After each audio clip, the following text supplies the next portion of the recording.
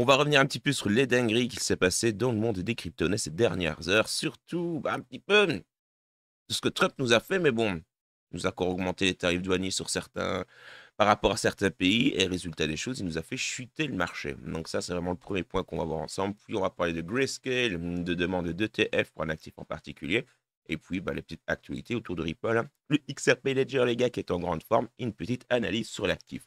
J'espère que ça va de votre côté, que la semaine se passe bien. Comme vous pouvez le voir, je ne suis pas, comment dire, dans une configuration comme d'habitude parce que je suis en déplacement. Mais cela n'empêche, j'essaie de vous contenter au mieux et de pouvoir vous faire une petite vidéo. Vous, de votre côté, assurez-vous d'être abonné à la chaîne YouTube parce que ça fait tout simplement plaisir. Mais bon, quand il y a des petits abonnés qui viennent, tout simplement, les gars, on va pas se mentir. On ne va pas se mentir. Et n'oubliez pas de titiller le petit like aussi, hein, le petit algorithme plutôt. Du côté du marché de la crypto-monnaie, on peut voir que le market cap est en grande forme aujourd'hui. Certes, je vous l'accorde pleinement, mais on est quand même avec un BTC K88 000. Et je dis bien K88 000. On va pas se mentir, je préférais le voir à des niveaux au-delà des 100K. Force est de constater que ce n'est pas encore le cas. Du coup, le market cap aujourd'hui, 6,40% dans le vert. C'est quand même pas rien. En tout cas, pour les traders, les gars, là, c'est sûr que ce sont des opportunités de dingue. On ne va pas se mentir. Encore une fois, faut-il encore les saisir? Je vous l'accorde pleinement. Maintenant, pour mes holders, il est clair que là, la chanson est différente. La plus-value du jour pour le Bitcoin est de 6,77%. Belle petite plus-value, certes, mais comme je vous le disais, 88 000 seulement. 88 306 $ pour être un petit peu plus précis. Du côté de l'ETH, on peut voir une plus-value de 7% tout rond. L'Ether est à un prix de 2178 $. Du côté du Solana, 141 $. Une opportunité, les gars, alors que vous savez bien ce que je pense du Solana. Bref, 141 $ pour le Solana, plus-value de 5,93%. Le Dogecoin, moins de 20 centimes, en dessous de 30 centimes, c'est cadeau, les gars. Et ceci ne constitue rien ni un conseil en finance, ni en investissement. Encore une fois, vous faites ce que vous voulez. Je ne fais que vous donner mon avis.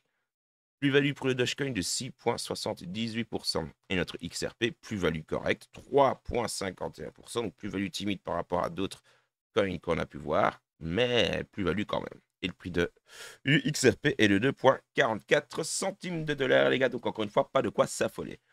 Petite offre, mais bon, pour celles et ceux qui utilisent la plateforme Apex. Et attention, l'offre est valable pour tout le monde. Ancien client, du coup, ou alors nouveau client, nouveau utilisateur de la plateforme. Si vous voulez en savoir plus sur Apex, l'Index, le trading, je vous ai fait une petite vidéo.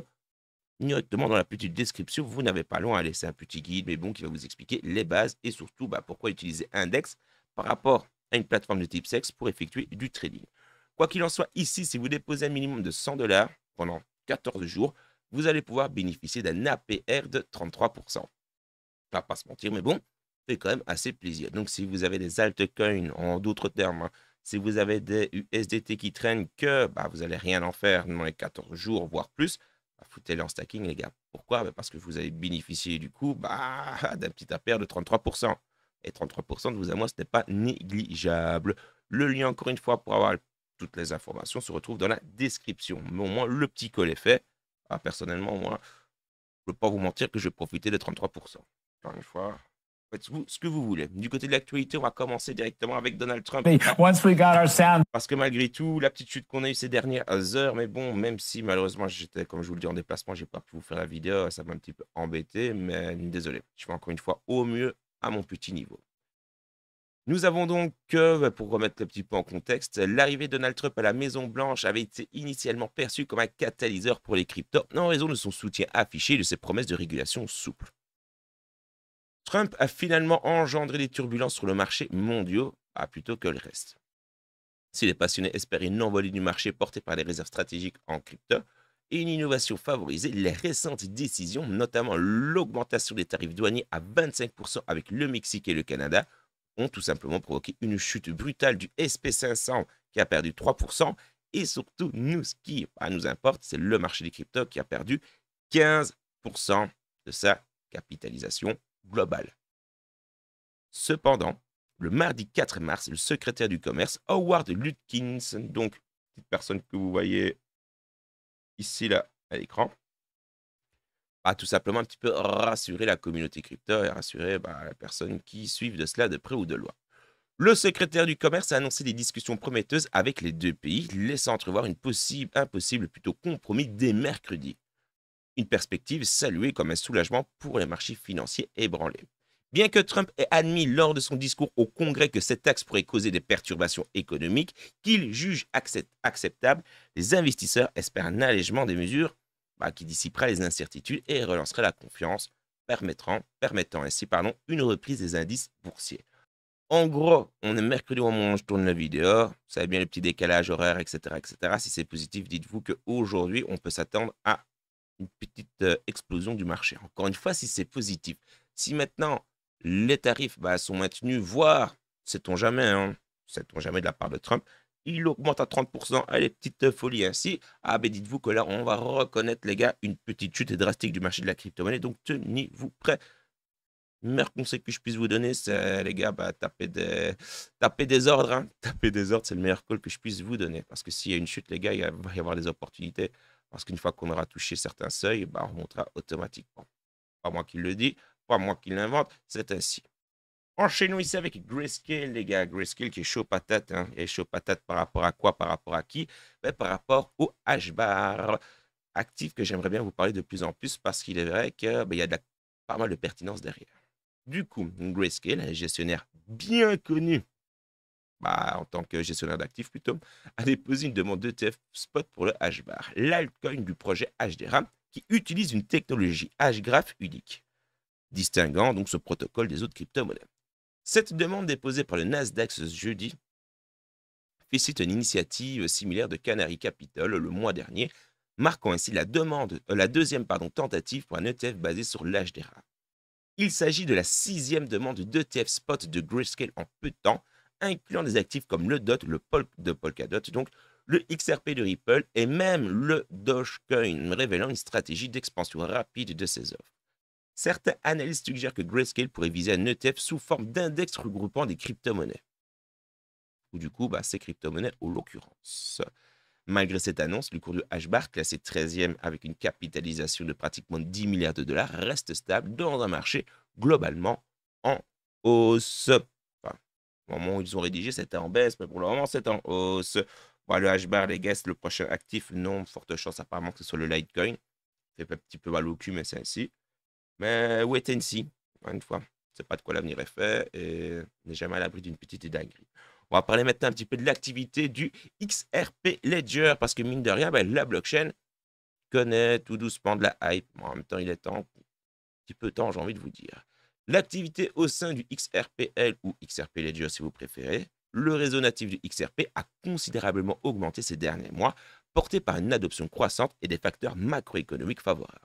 Depuis début 2024, le réseau bénéficie d'une traction renouvelée avec une croissance notable de ses comptes, passant tout simplement de 5 millions à 6,2 millions, ainsi que cette trust line, selon les données de Miyuka Divaridi, ingénieur donc chez RippleX. Cette hausse est attribuée à plusieurs catalyseurs. La réduction de 90% des réserves de comptes.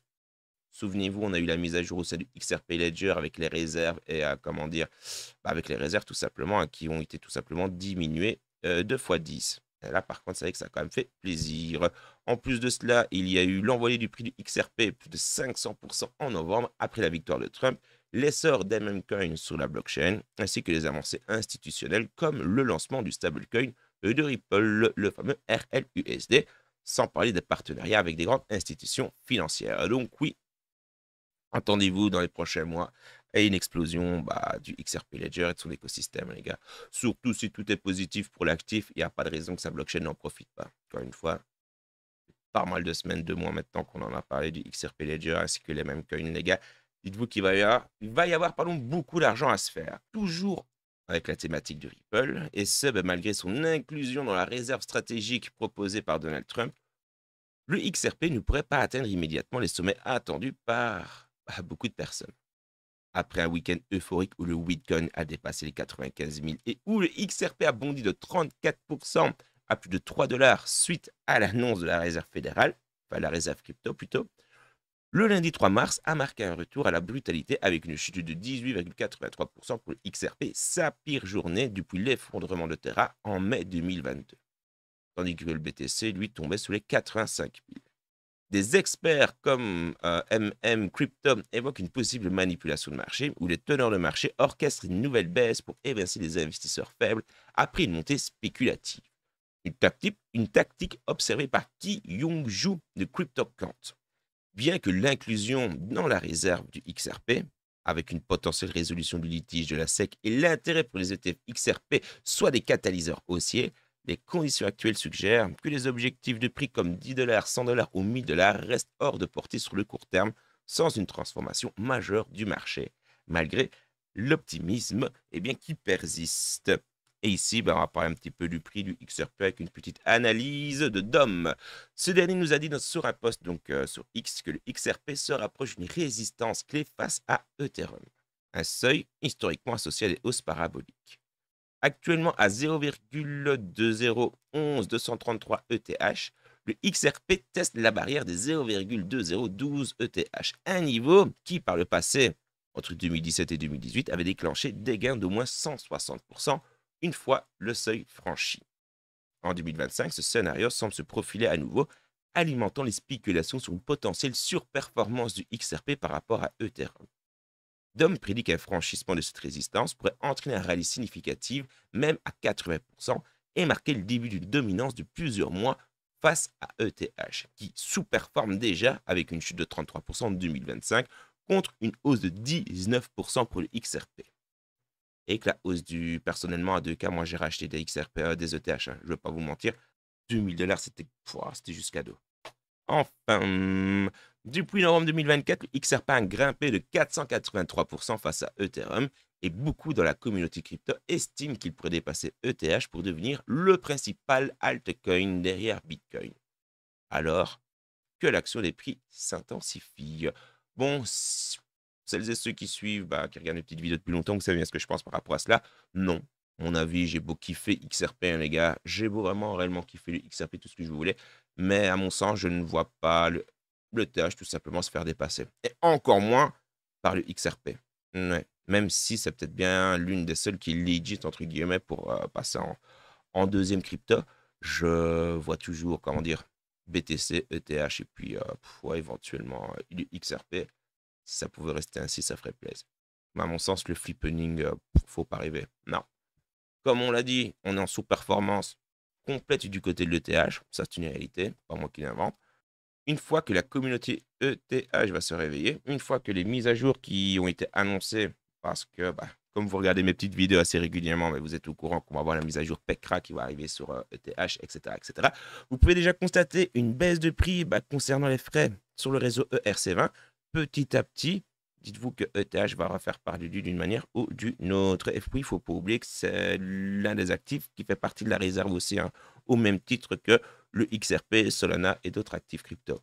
Donc moi, non, personnellement, et possiblement que je me trompe ou pas.